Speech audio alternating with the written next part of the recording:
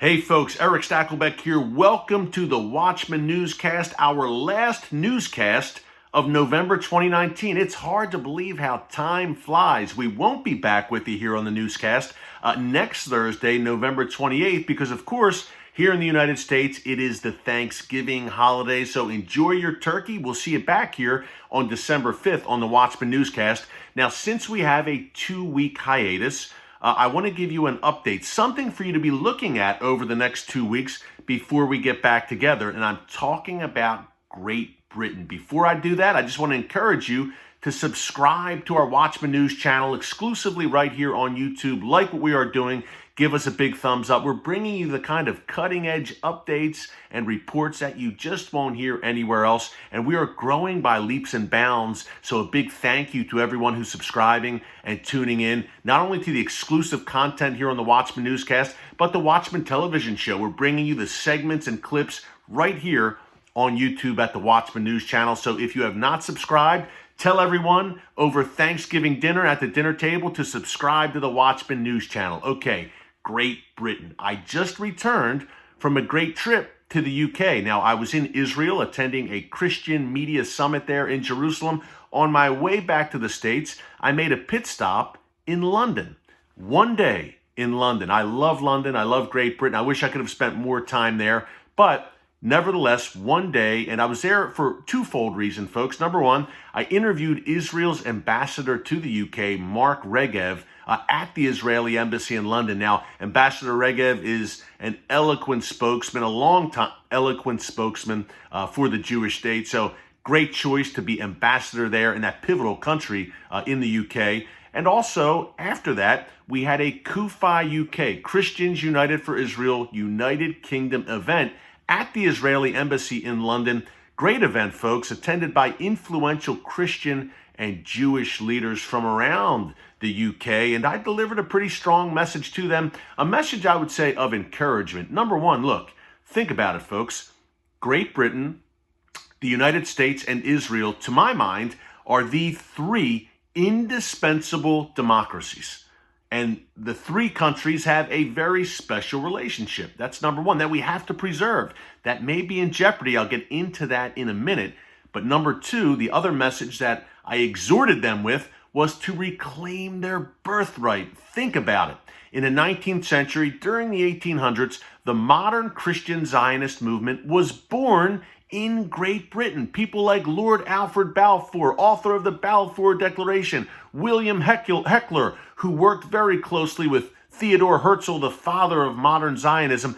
These Christian leaders, evangelical Christian leaders in the UK during the 19th century, had a pivotal voice in the rebirth of the Jewish state. And people like Benjamin Netanyahu and others in Israel acknowledge this, that there is a debt of gratitude to those Christian leaders from Great Britain, from the United Kingdom, and the voice they had during the 1800s. So I told these influential leaders who I spoke to 2 weeks ago, look, reclaim your birthright. And I think that QAEDA UK is doing exactly that. Our UK arm is having great influence there and having a voice where it counts, especially now more than ever. My speech in London was for such a time as this, and I say that, and I mentioned earlier a minute ago about potential jeopardy in those indispensable democracies, the US, Israel, and the UK, in that relationship. And the reason why is on December 12th, this is what you need to be looking out for, folks, over the next few weeks. There is an election in Great Britain. Boris Johnson of the Tory party, he's the incumbent, he's pro-Israel. He will be facing off against the leader of the Labour Party, a radical socialist left-winger named Jeremy Corbyn, who is viciously anti-Israel. Now, you're probably hearing about, obviously, impeachment hearings here in the U.S., indictments in Israel, probably heading towards a third election there. So a lot of instability in two of those indispensable democracies that I named. But that third democracy, Great Britain, if Jeremy Corbyn comes to power, wow, folks, that's a doomsday scenario for the UK-Israel relationship, and it would profoundly affect the US-UK relationship as well. Why?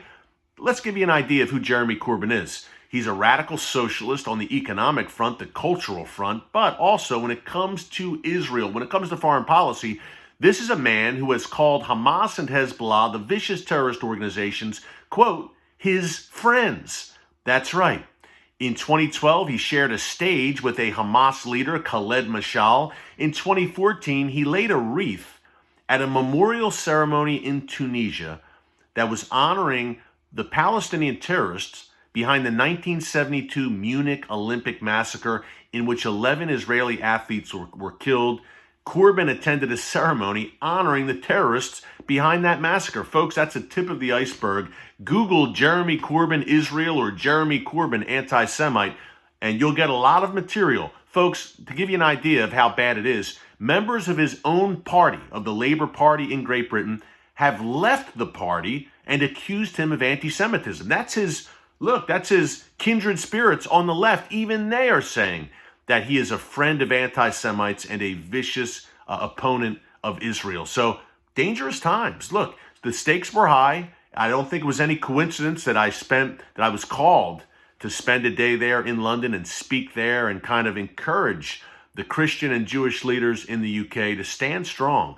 Because if a man like Jeremy Corbyn came to power, folks, it would fundamentally, I believe, alter the UK-Israel relationship and the UK-US relationship. That's not a good thing. So keep an eye on that. Keep that situation in prayer. Also, we want to keep an eye on this growing Iranian rocket arsenal that they're amassing in Syria at Israel's doorstep. We had an incident just this week where I talked last week here in the newscast about the flare-up out of Gaza, Palestinian Islamic Jihad launching rockets at Israel.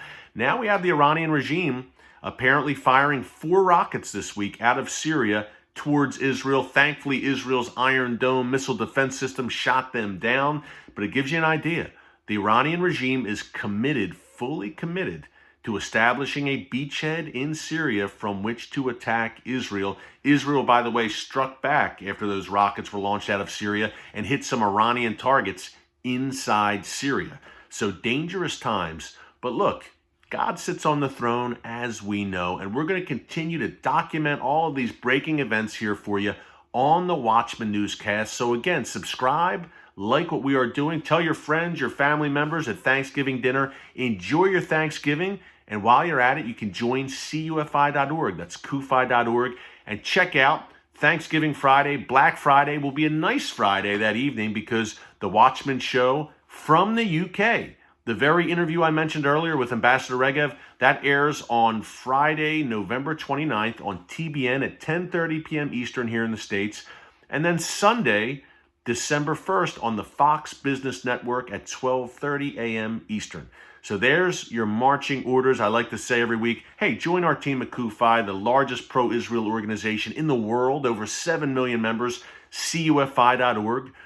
Subscribe to the Watchman News channel and watch the Watchman television show. Come on, you can do it. Just 3 things, not too hard. And hey, we're in a fight here for Judeo-Christian Western civilization that we need to win. The stakes are very high. So enjoy your Thanksgiving. Happy Thanksgiving. I will be back with you on December 5th. Until then, thanks for watching us here on the Watchman Newscast. God bless you, and remember, never hold your peace.